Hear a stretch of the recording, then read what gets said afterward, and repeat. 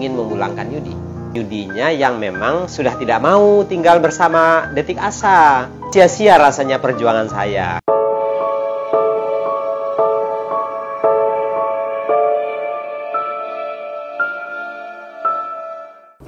Dek, itu si Yudi mau sholat. Jadi sekarang ini udah nggak disuruh, dia udah sholat sendiri. Jadi kita udah nggak capek-capek nyuruh dia. Ini udah inisiatif sejak dari kemarin itu, waktu waktu kita nasihatin kemarin, lagi kemarin wanita syuting ya. Ngapain ya? Mau sholat? Nah gitu dong, pintar. Apa lo? Sholat ya. Luar biasa teman-teman. Yudi, ini saya bahagia banget semenjak kita memberikan nasihat yang keras kemarin. Yudi itu drastis banget perubahannya, drastis banget. Terutama sholat. Jadi pas waktu sholat dia langsung dengan inisiatif, dia langsung pergi wudhu, sholat. Oke, setiap jam sholat masuk dia langsung sholat. Luar biasa. Terus pagi-pagi dia udah bangun tanpa kita suruh, tanpa kita bangunin, dia udah bangun sendiri. Alhamdulillah. Nah ini saya terima kasih juga nih buat teman-teman. Ya semua ini berkat berkat motivasi, berkat dukungan, berkat doa dari teman-teman semua. Alhamdulillah. Jadi sangat banyak kemajuan-kemajuan yang terjadi dalam diri dia lagi sholat. Ya, jadi memang kami, ya itulah diri saya. Saya itu apa adanya.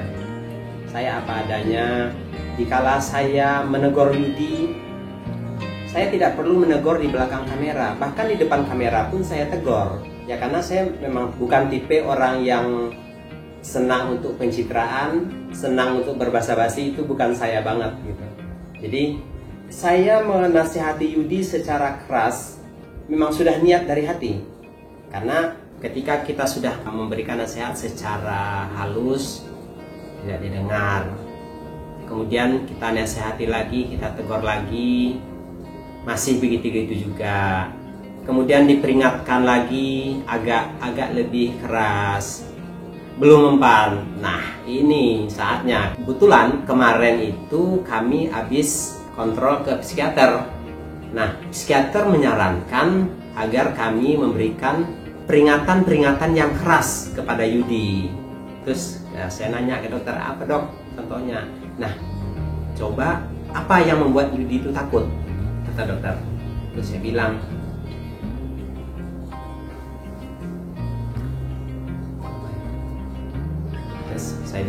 saya bilang gini, Yudi itu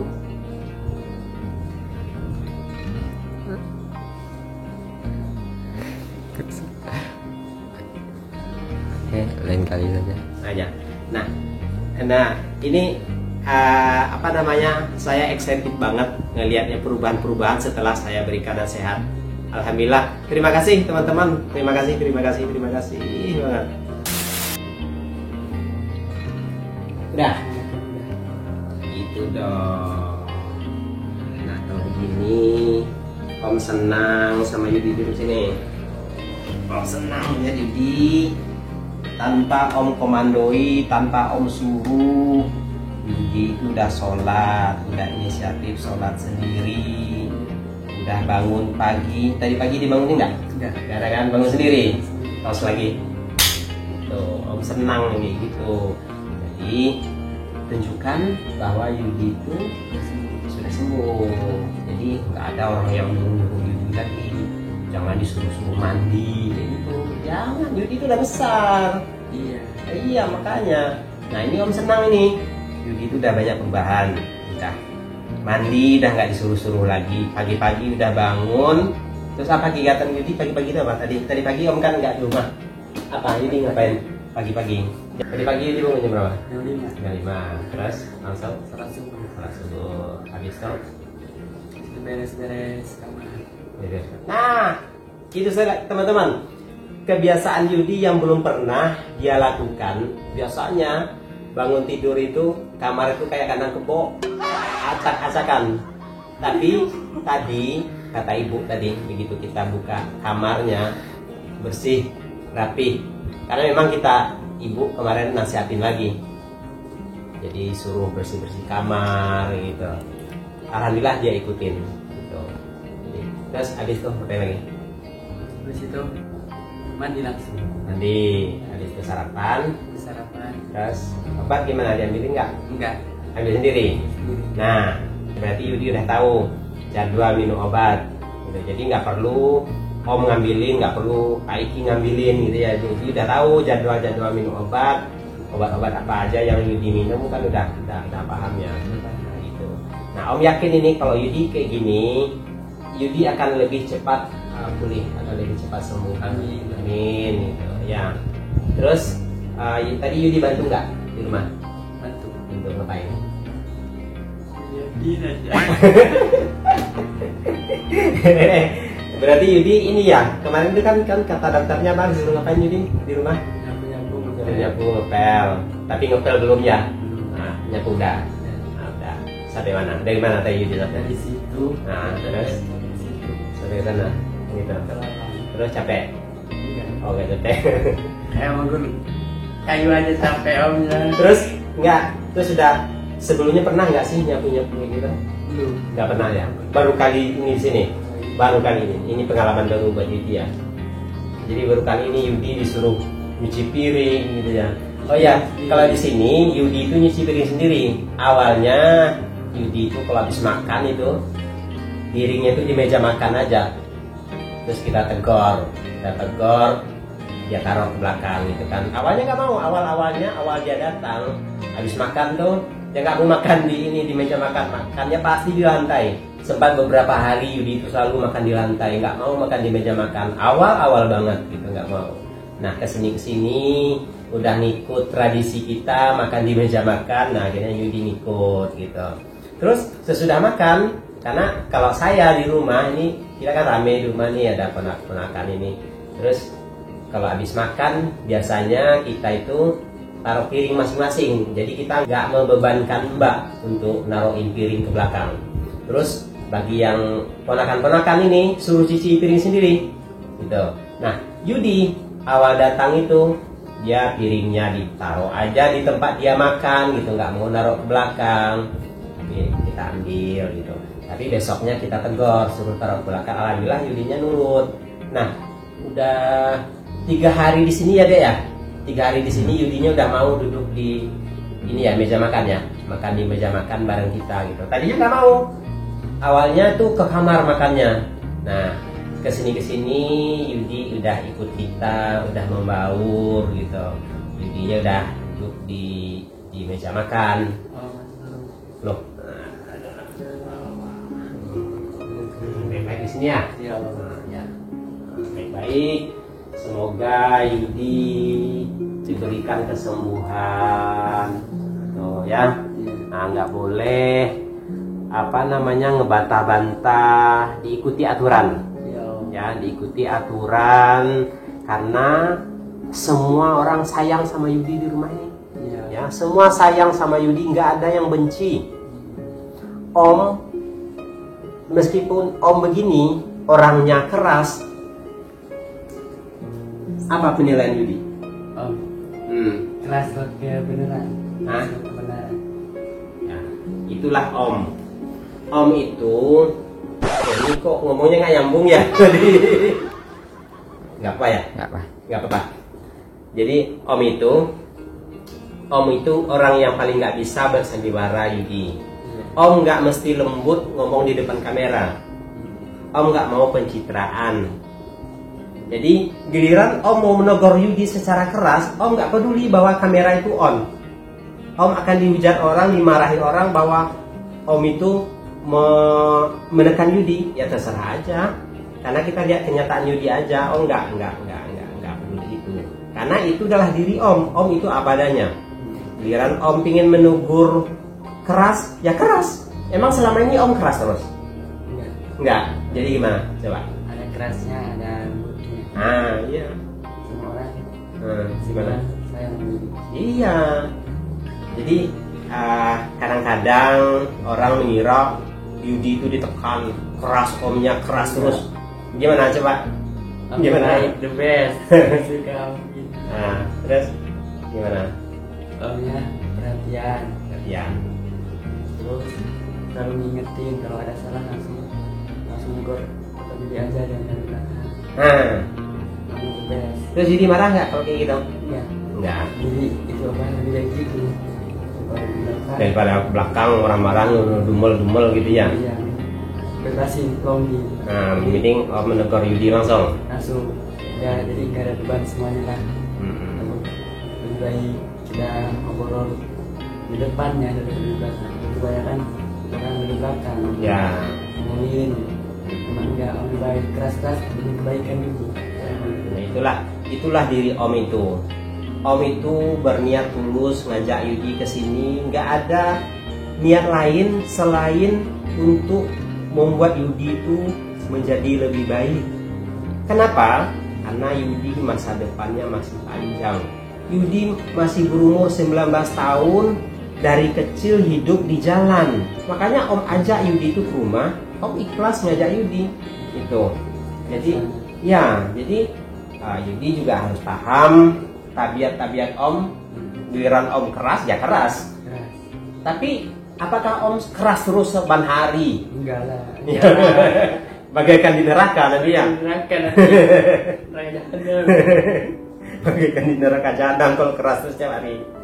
Iya, jadi kan Omnya kan nggak selalu keras gitu kan. Jadi ada Keras kalau ini salah, nggak bisa dibilangin, ngeyel, Omnya langsung. dimarahin.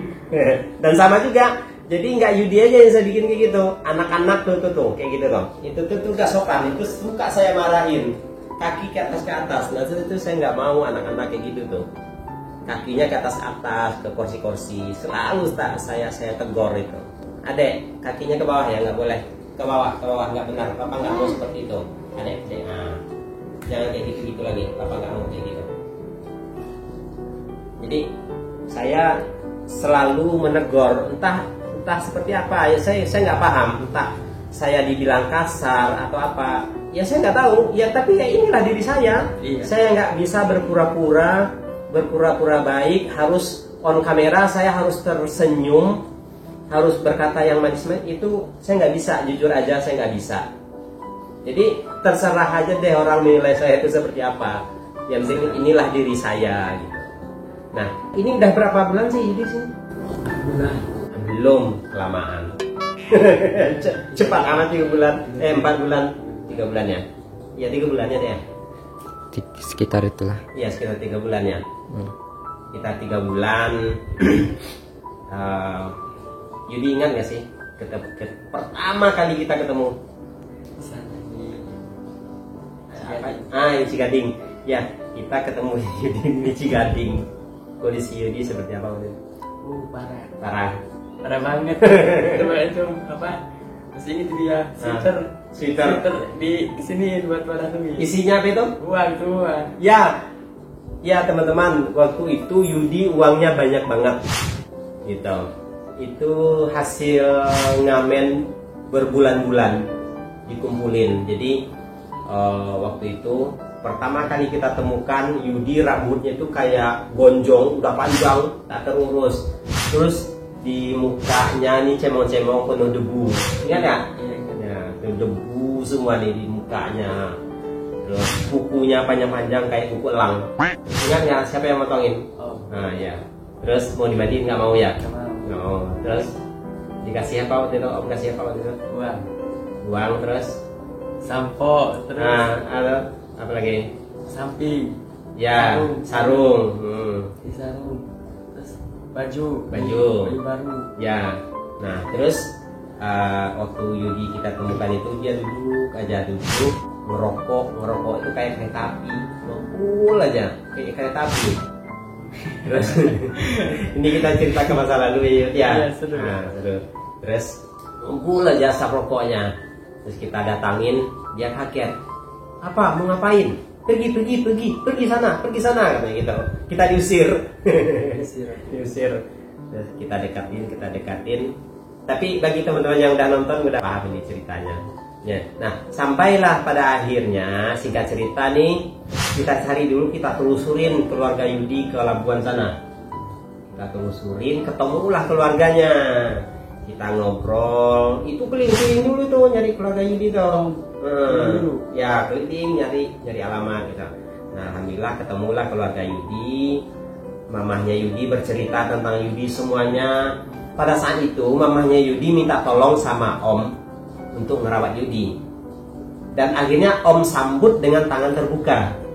Nah, dengan tangan terbuka Om sambut karena memang niat tulus mamahnya Yudi juga minta tolong. Jadi bukannya mamah Yudinya nggak sayang sama Yudi, gitu. Banyak adik jadi enggak. Betul, gitu. Jadi pada saat itu bukan mamah Yudi itu nggak sayang sama Yudi. Mama Yudi itu sayang sebenarnya, tapi pikirannya udah mumet. Pikiran mentok. Nah, kenapa mumetnya? Coba ceritakan kenapa mumet mama Yudi itu? Karena Anaknya masih kecil, kecil. sekolah, terus bapak gitu. Gitu. Ketiga, Himpitan ekonomi, gitu. Keempat, banyak beban lah. Banyak bebannya, terus mencari uang, ibunya yang keliling itu jualan gitu ya. Makanya mamahnya Yudi itu menitipkan Yudi kepada Om gitu. Nah, Om sambut dengan tangan terbuka, dengan ikhlas mengasuh Yudi. Nah, jadilah Yudi seperti ini. Peluk lagi. Baik-baik Yudi ya. Baik-baik Yudi. Betah-betah di sini. Jangan kabur-kabur lagi. Ya, nggak boleh kabur-kabur lagi. Ingat apa? Jangan kabur-kabur. Nggak boleh kabur-kabur lagi. Nah, ya. Oke. Nah, jadilah Yudi seperti ini. Nah, seperti itulah kisahnya teman-teman.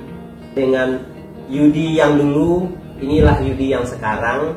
Yang perbedaannya itu sangat ekstrim, betul, sangat ekstrim. Yudi yang dulu dengan Yudi yang sekarang. Kenapa bisa begini? Yaitu tentunya tak terlepas dari campur tangan seluruh keluarga besar saya. Baik itu mamahnya anak-anak, istri saya Bu Desi, dia sangat berperan di sini. Yang tadinya Yudi tidak bisa mengaji, Ibu ngajarin.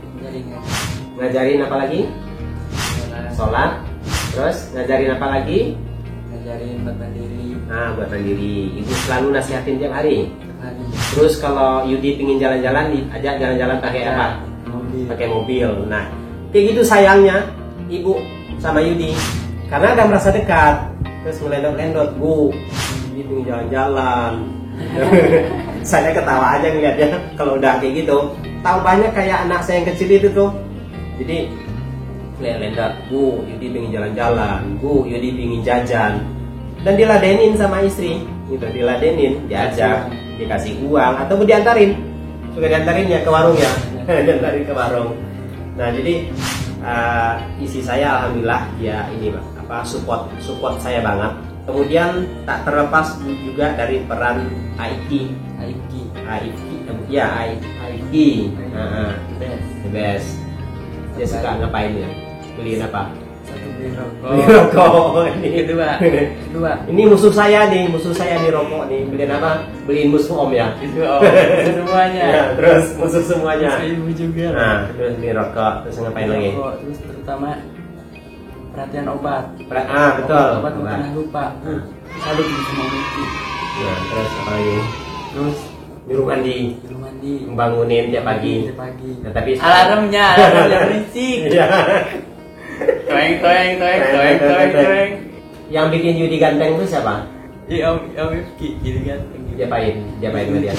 Cukur rambut. Barbershop. Nah, Aiki ini apa sih? Dia apa sih orangnya? Aiki ini apa dia? Bukan, dia profesinya apa sih? Barbershop dulunya. Capster barbershop. Jadi tahu lah cara yang ngerenin orang gitu. Nah, jadi dia jadikan Yudi ini ganteng seperti ini berkat tangan dingin IT. Terus apalagi ya? Apalagi ya? Terus masuk ketemu kita yang Nah, gimana? ketemu om yang nggak dijawab sama saya. Proyek kemana? Lama nulisnya. Oh ya, Lama. nggak mau bikinnya, nggak mau nulis alamatnya. Kenapa gitu? Oh maksa. Dipaksa ya? Oh dipaksa. Iya. Om itu suka maksa ya? Tapi maksanya apa? Kebaikan. Kebaikan. Ditulis. Saya kira Didi nggak bakal nyari alamat bener om. Kira Didi nggak bakal Om telusurin. Iya nggak bakal. Itu bukan diri Om banget. Om kalau sudah pingin sesuatu tuh harus Om telusuri. Sejauh apapun akan Om datangin. Iya. Karena niat. Ya, karena pada saat itu memang niat. Iya. Ketemu gitu kan, kita tanya, keliling-keliling itu Om ingat itu makam Syekh Asnawi gitu kan, itu pedomannya, kita cari, ketemu kampung Yudi, ketemulah sama keluarga Yudi gitu. Nah ya kita cerita lagi, kita ajak Yudi ke sini, kita latih adab yang benar, tata krama yang benar, sopan santun. Dan kemudian yang paling penting ini, kita mengajak Yudi berobat ke psikiater. Jadi kita ajak Yudi berobat ke psikiater. Kami nggak ngajak ke dukun. Disembur Yudinya. Dikasih air ya. Dikasih air disembur gitu. Air juga banyak sih gitu. Iya. Sekarang berpegalon. Nah kalau Om kita ajak kita ke psikiater. Ingat nggak psikiater pada saat awal Yudi ke psikiater? Kaku banget. Ketakutan. Iya, Keringat dingin berdebar-debar jantungnya. Berdebar. Pada saat itu Yudi ingat nggak kabur-kaburan? Ingat, pijit ke belakang. Ya kan, ke belakang dekat tangga. Iya. Terus akhirnya Om ajak lagi Yudi, Om tarik lagi, Om paksa ke depan gitu kan. Omnya galak banget ya. Enggak. Terus ajak lagi gitu, terus akhirnya Yudi kan dipanggil tuh, Yudi Tisna katanya gitu. Terus Om perkenalkanlah sama psikiaternya, sama dokternya, ditanya, terus Yudi bercerita, dia tanya apa, bisikan-bisikan ya. Nah pada saat itu Yudi tuh lagi banyak bisikan-bisikan ya, banyak bisikan gitu. Terus apa kata dokter waktu itu? Tutup telinga. Itu nggak ada. Pergi kamu, nggak ada bisikan gitu ya. Tutup mata, tutup telinga gitu. Pergi kamu, nggak ada bisikan. Ya, nah itu dijalankan Yudi terus. Yudi minum obat teratur, rutin, nggak pernah bolong 1 hari pun. Oh pernah sekali. Waktu Yudi ke Labuan. Terus apa? Kumat. Parah. Udah ngedengerin Om. Udah Ngebleng banget ya. Jadi udah kayak Romang Ambing ya. Udah nggak tahu yang mana yang benar gitu ya. Iya. Ingat nggak kita lagi di motor tengah malam, Yudi mau loncat dari motor. Ingat. Terus Om baru berhenti, motor masih pelan, Yudi loncat sampai helm jatuh. Aiki langsung berhenti, langsung ngejar Yudi, megang Yudi. Itu di mana kejadiannya? Di Cilegon itu. Di Cilegon. Iya, yang dekat proyek Browen. Oh iya, di situ. Malam itu helm jatuh, Yudinya kabur. Yudi pengen naik angkot waktu itu kan? Iya. Alasannya pengen naik angkot. Om tarik, Om suruh naik motor lagi. Jadi waktu itu kita nyampe rumahnya itu kita dari Labuan itu jam berapa deh ya? Kita panjang lah perjalanannya pokoknya jauh. Sampai tengah malam. Sampai malam kita sampai rumah itu jam 11:30 malam. Itu. Saking malamnya karena di jalan itu Yudi karena tidak minum obat. Kita perjalanannya setiap sebentar berhenti. Pokoknya pada saat itu saya panik banget. Yudi yang mau loncat dari motor, itulah pengalaman saya membawa Yudi waktu itu kehabisan obat. Nah, itulah kali pertama Yudi sampai sekarang nggak pernah lagi ya. pernah. Baru kali itu Yudi kehabisan obat. Nah, itu pengalaman bagi saya, dan ini juga pengalaman bisa diambil ilmunya buat teman-teman semua. Jadi orang-orang seperti ini jangan sampai putus obat. Nggak boleh putus obat. Mereka harus minum obat terus, rutin minum obat gitu, sampai dia benar-benar stabil. Kalau Yudi sekarang ini putus obat sehari, alhamdulillah dia masih stabil aja, karena memang sudah ada kemajuan gitu. Jadi bagi teman-teman yang mempunyai keluarga yang butuh bantuan yang seperti Yudi, kalau saran saya sih ya, saya akan selalu membawa mereka ini berobat ke psikiater. Nah, sesuai dengan ilmu-ilmu yang saya pelajari. Ayo, oh iya. Pas ada. Oke.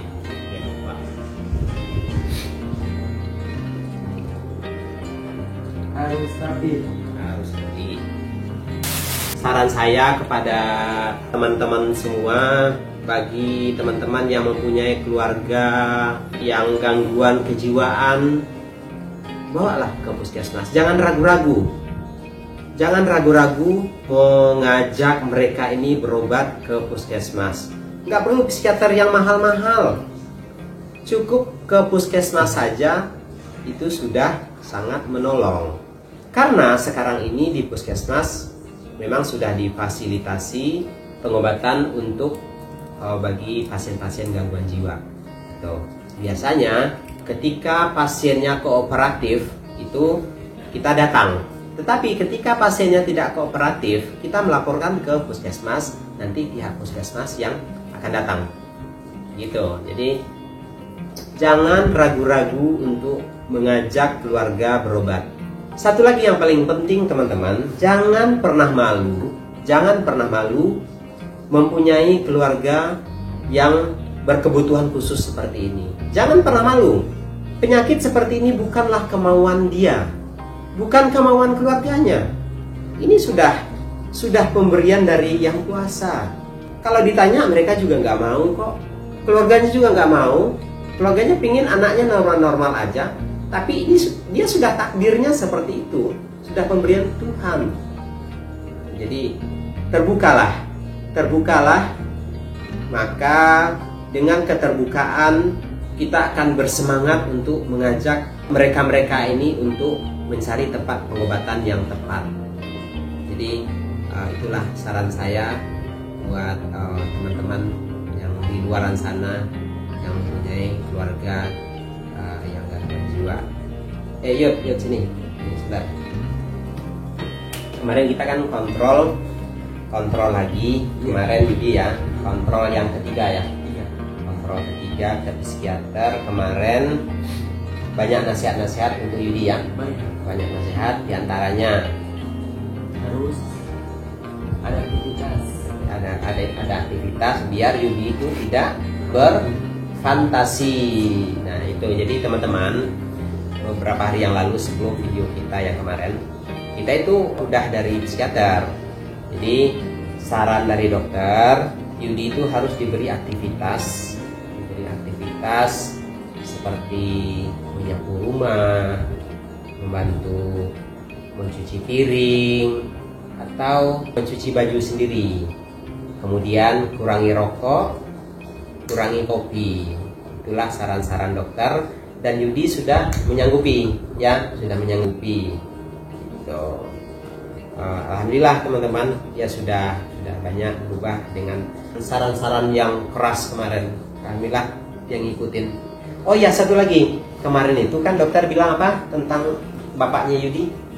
Ini juga harus dibawa ke puskesmas. Betul. Nah kemarin dia minta data-data ya. Iya. Nah jadi teman-teman, psikiater Yudi ini yang merawat Yudi, kami kan saya menceritakan kepada psikiater bahwa bapaknya Yudi mengalami hal seperti ini juga. Kemudian si dokter nanti akan membantu berkoordinasi dengan puskesmas Caringin.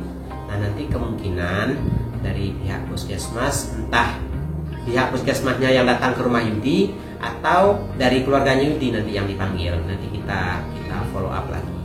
Mudah-mudahan secepatnya bapaknya Yudi cepat tertolong ya Yudi ya. Amin. Biar mamahnya Yudi biar hidupnya tenang ya, biar bapaknya sembuh ya. Nah, itulah ya teman-teman, itulah harapan-harapan Yudi. Inilah Yudi yang sekarang, yang sudah banyak perubahan-perubahan, yang sudah mengerti jika apa yang harus dia lakukan, dia lakukan. Gitu. Oke teman-teman, ini udah busa di mulut ngomong nih. Nah, kita mau makan dulu ya. Udah makan belum? Oh belum ya. Yuk makan ya. Hah? Udah ini. Oh udah. Udah. Oh, berarti om yang belum ya. Obat dong. Oh belum ya, nanti jangan lupa minum obatnya. Oke teman-teman. Yuk dadah, kita makan dulu ya. Assalamualaikum. Assalamualaikum.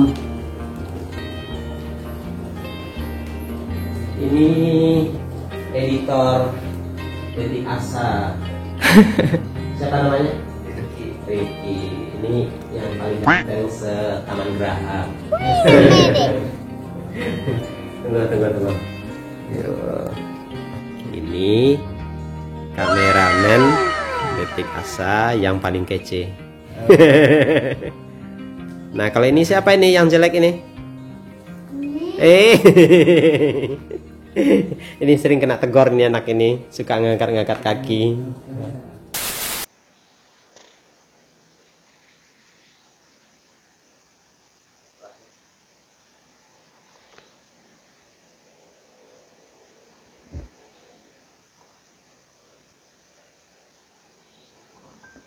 Oh ya teman-teman, ini kita menyambung pembicaraan di bawah tadi.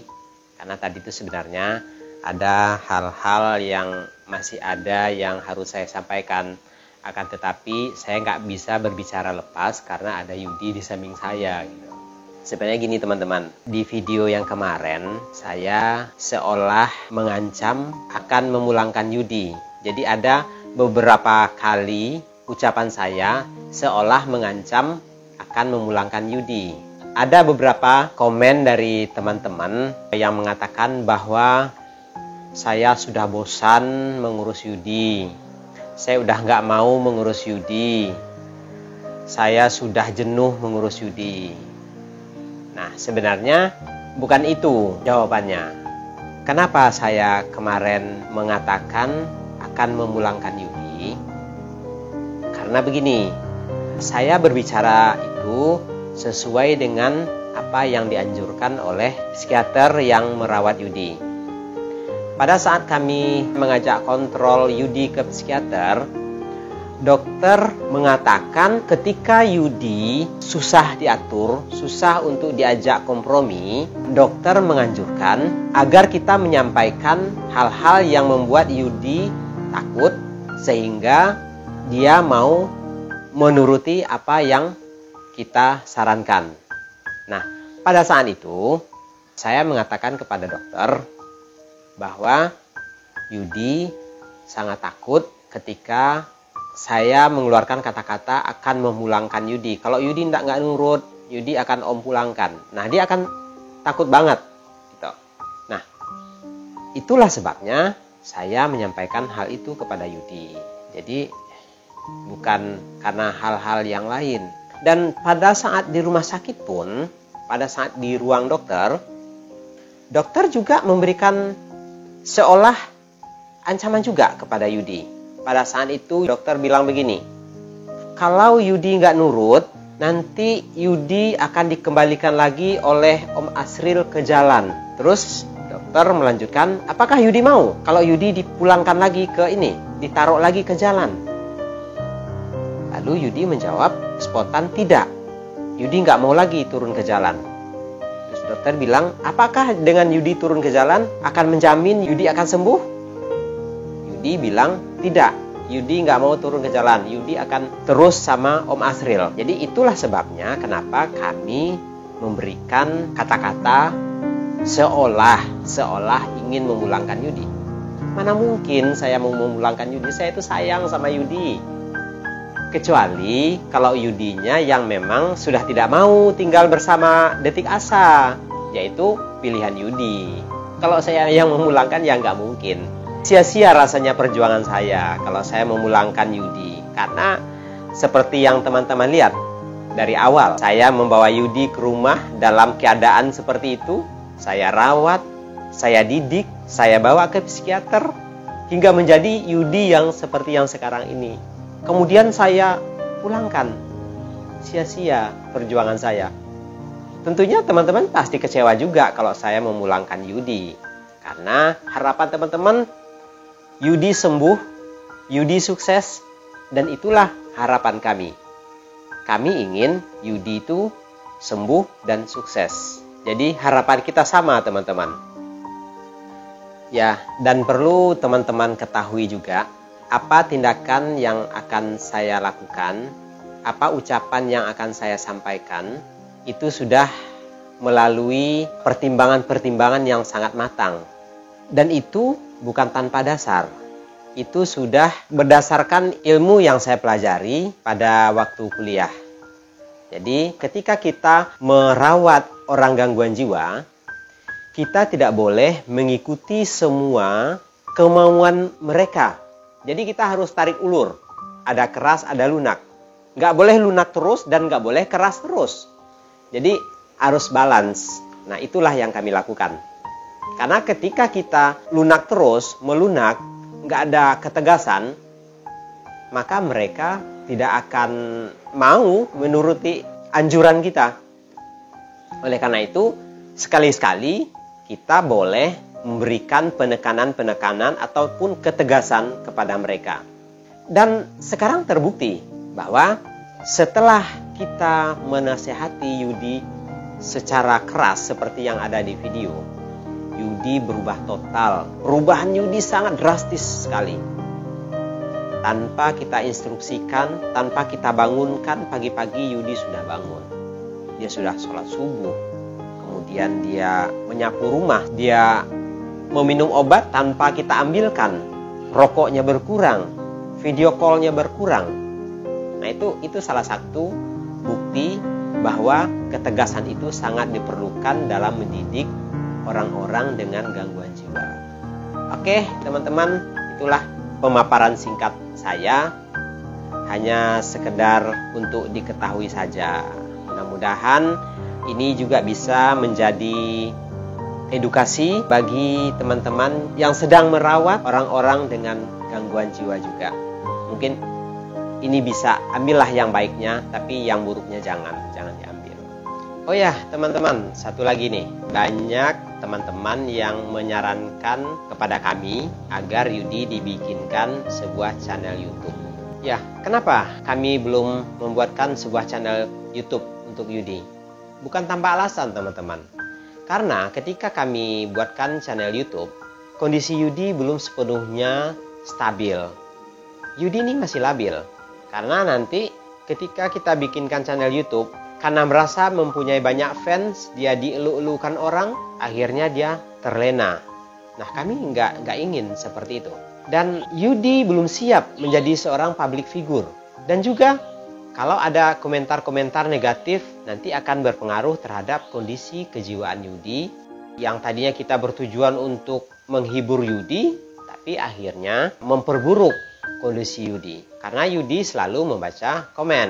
Nah, ada juga yang berpikiran seperti ini. Kalau Yudi dalam keadaan begini, kita bikinkan channel YouTube, ini akan sangat menarik. Orang banyak yang sayang sama Yudi. Kenapa nggak kita bikinkan? Mumpung orang lagi sayang-sayangnya sama Yudi. Mumpung orang lagi sayang-sayangnya sama Yudi. Nanti kalau orang udah nggak suka sama Yudi, nanti nggak ada lagi yang nonton. Nah, saya nggak sependapat dengan ide-ide seperti itu. Seolah-olah saya memanfaatkan Yudi demi sebuah konten. Seperti itu, teman-teman. Karena kami menginginkan Yudi ini benar-benar siap menjadi seorang YouTuber. Nah, oleh karena itu kami sekarang memang sedang mempersiapkan melatih Yudi berbicara di depan kamera, bagaimana cara menghadapi objek yang akan diwawancara. Gitu. Karena kami tidak ingin Yudi hanya mempunyai konten-konten yang tidak bermutu.